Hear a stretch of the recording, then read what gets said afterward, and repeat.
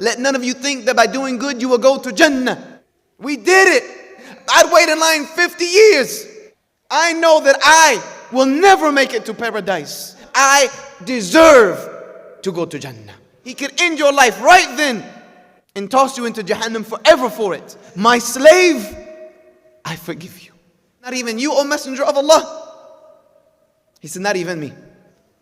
Because why do we do what we do? Why do we pray?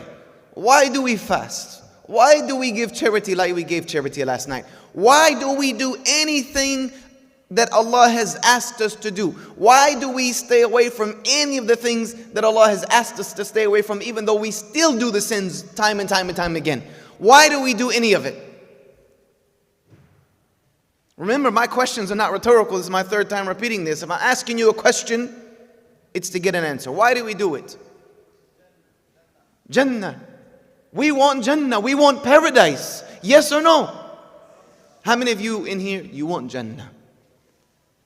Oh Allah, we ask you to grant all of us Jannah. Jannah to Firdaus. So we do it for Jannah.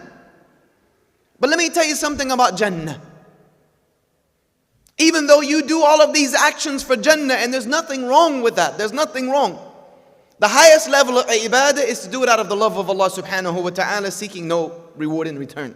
That's the highest level. But there's nothing wrong with seeking the reward from Allah and doing good actions. That's 100% fine. But let me tell you something about all that good you've done. None of it can earn you Jannah. None of it. Jannah cannot be bought with your good deeds. Jannah cannot be earned with your salah, with your siyam, with your sadaqah, with your hajj. It can't be earned. How do I know this? Because the Prophet ﷺ told us.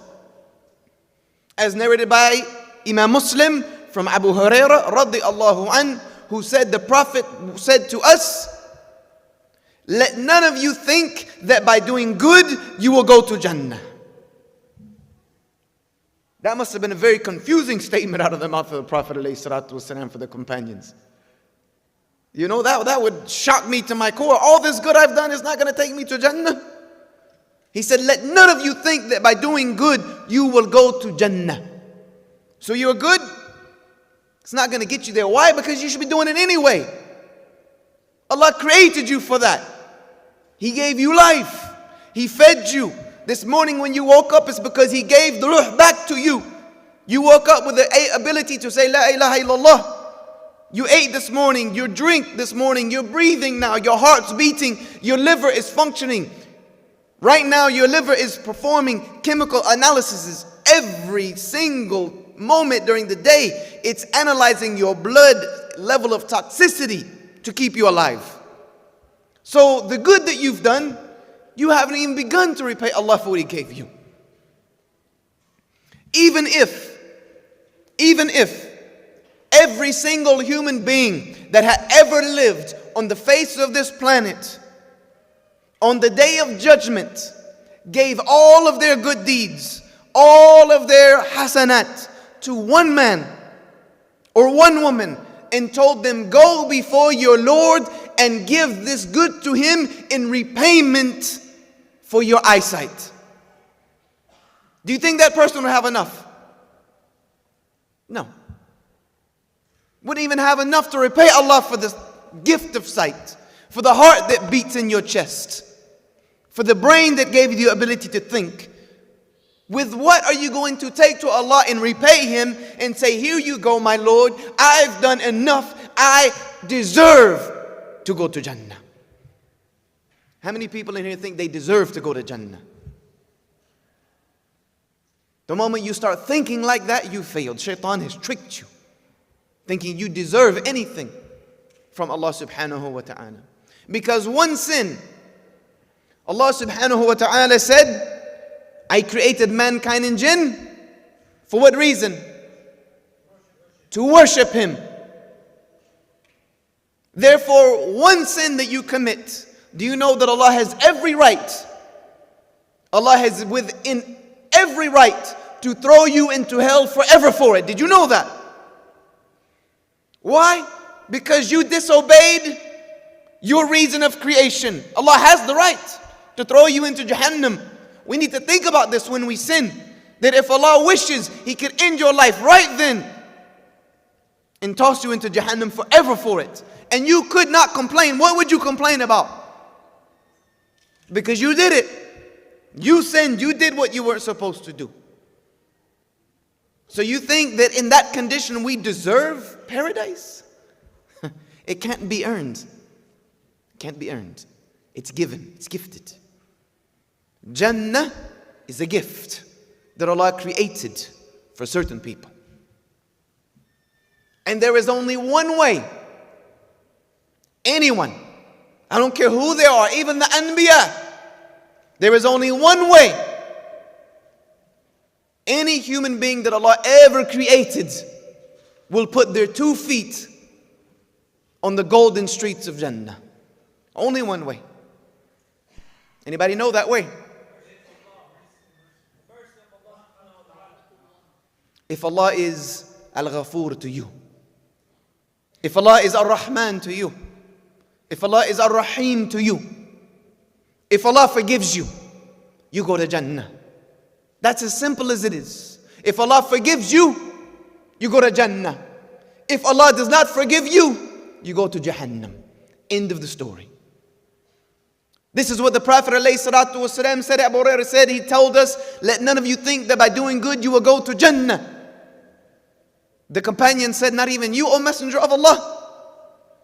He said, not even me, unless Allah forgives me. And he was the best of Allah's creation. The best of Allah's creation is sitting here telling us that even him would not enter into Jannah without Allah's rahmah. You see, thammanul Jannah, the price of paradise, the entry ticket to Jannah, the reason why you fast, the reason why you pray, the reason why you give sadaqah, the reason why you make hajj is so that you can earn Allah's forgiveness for all the mistakes. Because most of us have more mistakes than the good we've done. And the longer we live, the greater that tally becomes. And I'm telling you right now, I'm no better than any of you. I consider myself the worst of you. Wallahi, you don't know me. You know the Yusha Evans you see on YouTube. You know the Yusha Evans you see on the stage. Not a single one of you probably personally know me. Maybe Imam Siraj knows me better than a lot of you. But none of you, he doesn't even know me like Allah knows me. He doesn't know me like I know me. I know that I will never make it to paradise with all of these sins that I've done in my life. And if Allah continues to allow me to live, we'll probably continue to commit unless Allah has rahmah on me. This is why the Prophet ﷺ stressed on us. I make istighfar to Allah almost 100 times a day. And he did very little about what we do. Look at what we do. So we strive to earn Allah's forgiveness. And in many places in Al-Quran, when you see Allah speaking about the people who enter into Jannah, you will find very often that the previous verses are talking about Allah's forgiveness. Such as in Surah As-Saf, Ya ayyuhalladhina amanu hal adullukum ala tijaratin tunjikum min adhabin alim. Can I guide you to a transaction that will lead you away from Allah's punishment? تُؤْمِنُونَ بِاللَّهِ وَرَسُولِهِ وَتُجَاهِدُونَ فِي سَبِيلِ اللَّهِ بِأَمْوَالِكُمْ وَأَنفُسِكُمْ. That you believe in Allah and His Messenger, strive hard in His cause with your wealth and yourselves. ذَلِكُمْ خَيْرٌ لَكُمْ إِن كُنْتُمْ تَعْلَمُونَ. That would be better for you if you only understood. Then what does Allah say in the next verse? يَغْفِرْ لَكُمْ ذُنُوبُكُمْ. I will forgive you of your sins. Then what? Then enter you into Jannah. You see, that's why we do what we do. That's why I do what I do. Hoping that maybe